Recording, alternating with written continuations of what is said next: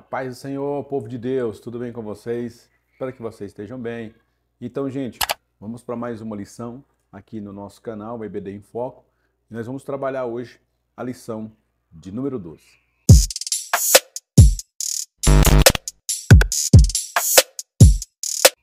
Pois bem, lição de número 12, Israel e o pecado da idolatria.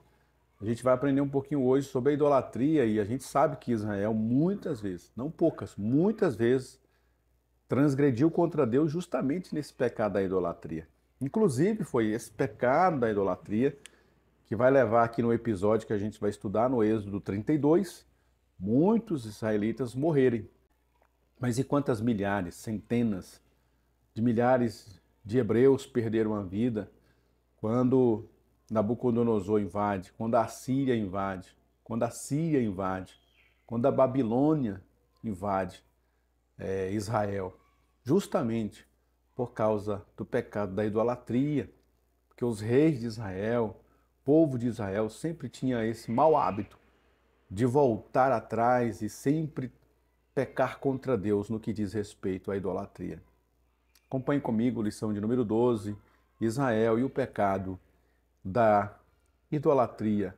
Para a gente estudar essa lição, o texto de referência da nossa lição é Êxodo 32, verso 1 até o versículo 18. Só que eu recomendo a você, professor, fazer a leitura pausada e botando eles para ler em algumas outras versões, para que já na leitura do texto que possa se extrair algumas verdades desse texto. Eu recomendo que se faça a leitura em classe de todos os versículos desse capítulo de número 32. Para a gente ganhar tempo aqui, a gente vai fazer apenas a leitura do versículo do dia, que está em Levítico 26, verso 1, que diz: Não farás para vós ídolos, nem vos levantareis imagem de esculturas, nem estátua, nem poreis figura de pedra na vossa terra, para inclinar-vos a ela, porque eu sou o Senhor, vosso Deus.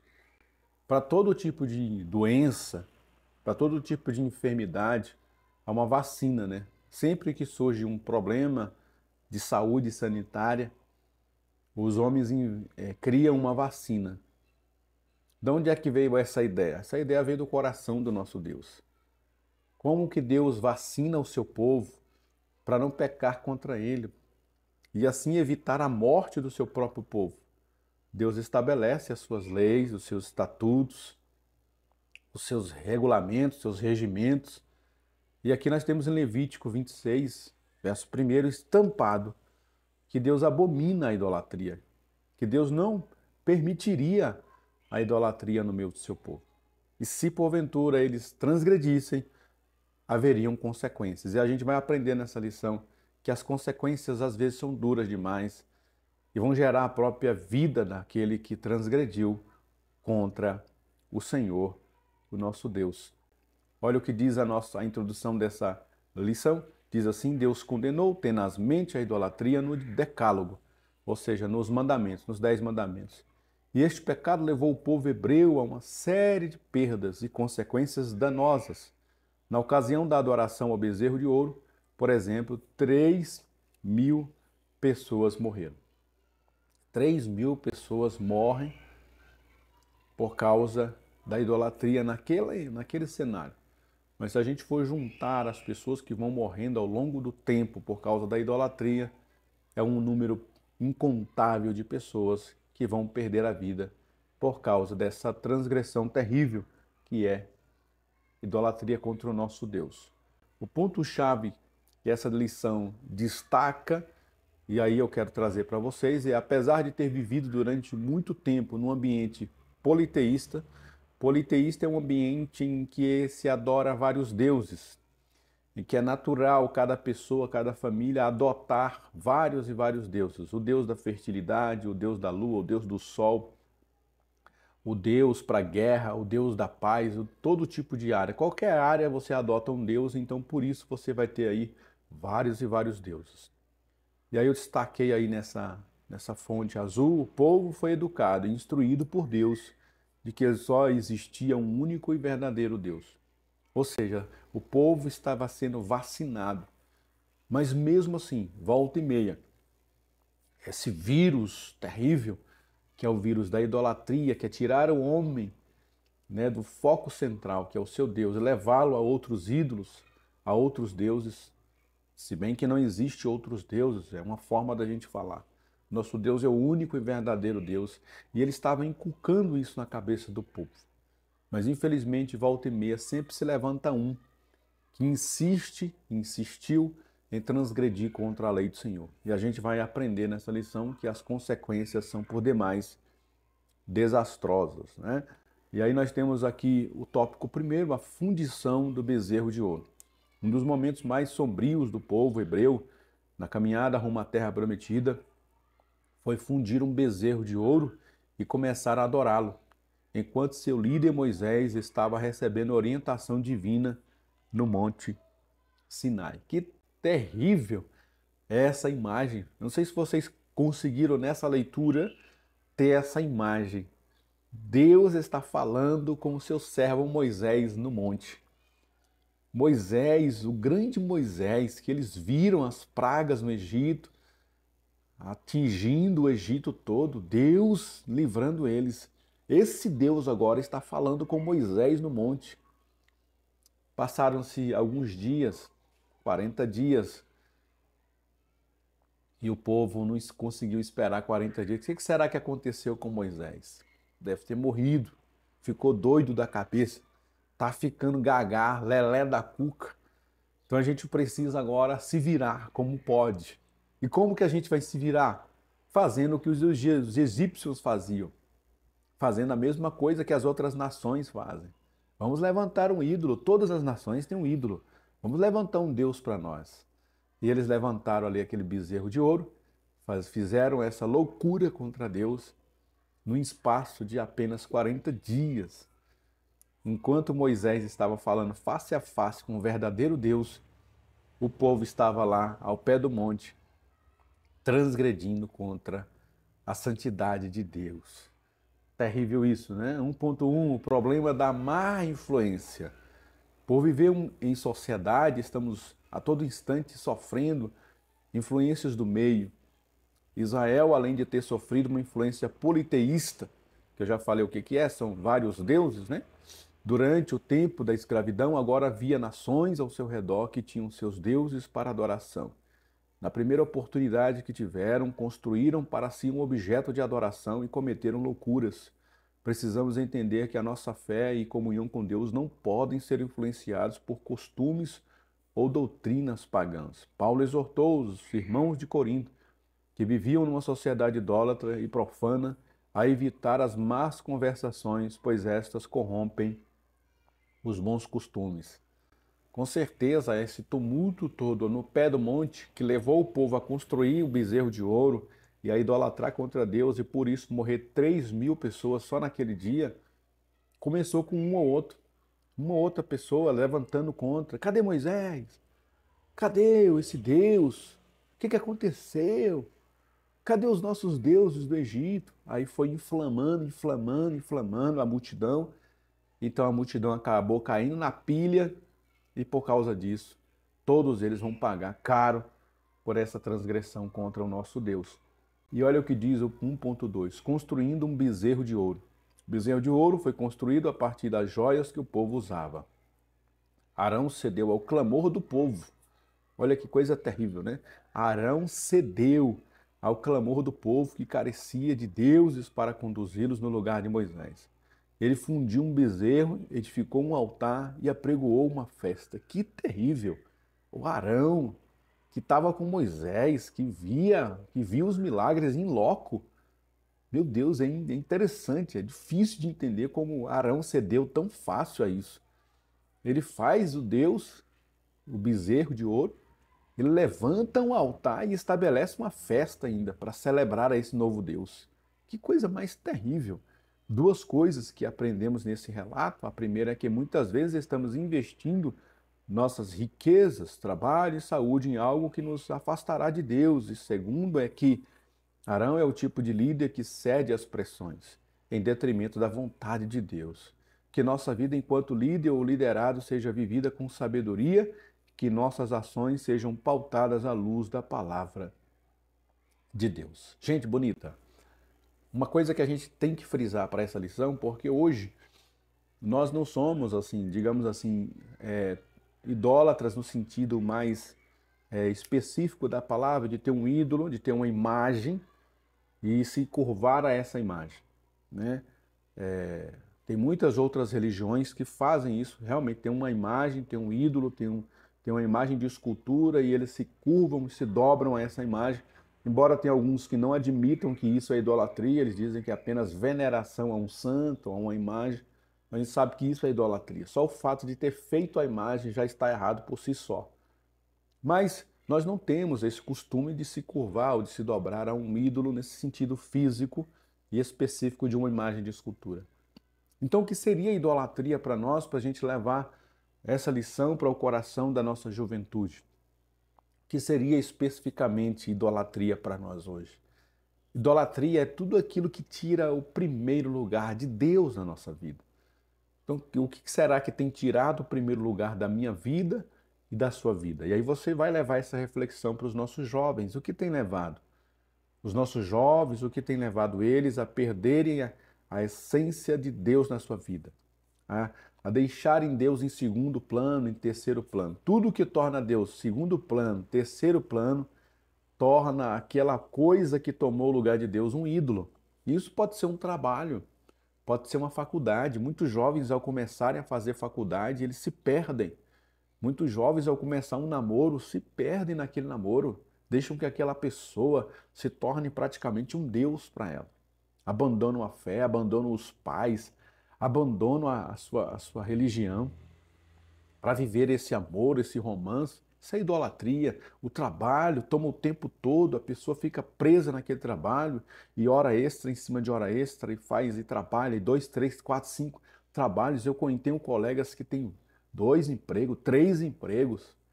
Então acaba que o dinheiro vai se tornar aí o nosso ídolo. O que tem sido aquele ídolo, aquele Deus, aquela divindade, digamos assim, que toma o nosso tempo, que toma a nossa paixão, o nosso vigor, a ponto da gente às vezes chegar num domingo à noite na igreja e já não ter força mais, nem para adorar a Deus? O que tem tomado as nossas forças? O que tem tomado o nosso tempo? Que a gente não consegue mais parar e ler a palavra de Deus. A gente não tem mais tempo para oração. O que tem tomado o nosso tempo? O que tem tomado as nossas forças? O que tem feito a gente celebrar a semana toda ao ponto da gente chegar num domingo, num culto a Deus e não ter mais força para celebrar ao verdadeiro Deus? Que a gente possa levar isso como reflexão para nossas turmas nesse próximo domingo, para trabalhar esse tema da idolatria.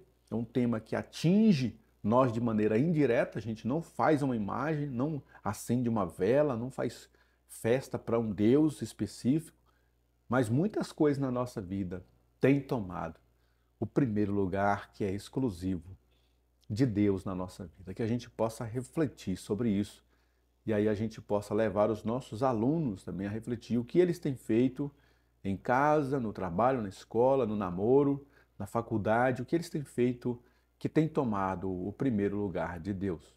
Que nós possamos levar isso. Tópico de número 2, as consequências da idolatria. E a gente vai falar sobre isso por causa que a idolatria gera consequências. Toda transgressão tem a sua justa retribuição. Olha que terrível. E a nação de Israel pagou caro por permitir a idolatria fizesse parte da sua vida.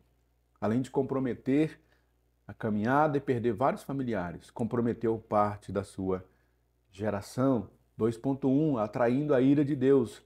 Quando Deus fala com Moisés acerca do pecado do povo, é categórico em dizer, abre aspas, deixa que o meu furor se acenda e consuma este povo. Está em Êxodo 32:10. Até aquele momento da história, vemos Deus usando o seu poder e sua ira para destruir os inimigos de Israel. Porém, agora o furor de Deus é contra a própria nação. É isso que acontece quando atribuímos a outrem aquilo que pertence exclusivamente a Deus. Israel tributou ao bezerro a libertação do Egito. Que coisa terrível! Um bezerro que eles acabaram de fazer. Eles atribuíram a libertação deles àquele bezerro. Que coisa mais triste! Que venhamos guardar o nosso coração puro, sempre gratos a Deus, e não permitir que ídolo nenhum resida em nosso coração. É comum a gente preencher os espaços, as lacunas da nossa alma, e a gente vai ter que preencher com coisas que essa vida vai proporcionar. Isso pode ser um ídolo para nós. Então pode ser prazeres, pode ser sexo, pode ser bebidas, pode ser amizades. E a gente vai tentar preencher os vazios da nossa alma, colocar ídolos para dentro da nossa alma, que vão tomar o primeiro lugar de Deus, vai nos fazer esquecer do nosso Criador. E a gente vai atribuir a isso a nossa felicidade, a nossa libertação, aquilo que nós temos. Nós vamos atribuir ao nosso trabalho aquilo que possuímos, ao nosso convênio médico, à nossa saúde, e vamos deixando Deus de lado. Isso é idolatria, e a lição vai nos falar que o preço por isso pode ser muito caro.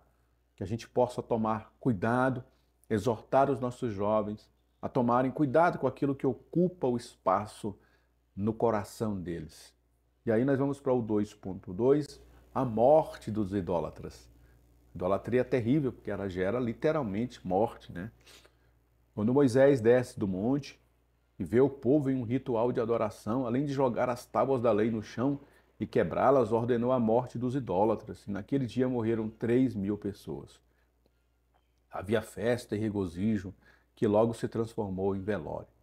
Infelizmente, quando permitimos que o pecado e o engano entrem em nossa vida, corremos o risco de sofrer perdas irreparáveis. Atribuir a outros aquilo que somente Deus é e faz é um assinte à sua santidade. Que nossas atitudes venham glorificar a Deus e não despertar sua ira contra nós. Tópico de número 3. Deus exige exclusividade. A idolatria, justamente, o problema da idolatria é isso, é tirar a exclusividade de Deus e colocar alguém ou alguma coisa, ou algum ídolo, ou alguma situação à frente de Deus. Deus exige do seu povo exclusividade. Eu serei o vosso Deus, vocês serão o meu povo. Deus queria criar no povo a mentalidade de que eles eram propriedade exclusiva do único e verdadeiro Deus, e isso bastava. Construção de mentalidade é algo que gera tempo, é algo que gera um processo. Por isso mesmo, o Senhor não permitiu que eles fossem do Egito direto para Canaã. Eles tinham que passar pelo deserto. E é justamente lá no deserto que Deus vai forjar na mentalidade de Israel, uma mentalidade de pessoas que têm um único Deus, uma mentalidade de livres e não de escravos. E a gente vai ver aqui logo no começo do Êxodo, após eles saírem lá do Egito, eles cometendo esse pecado terrível contra Deus.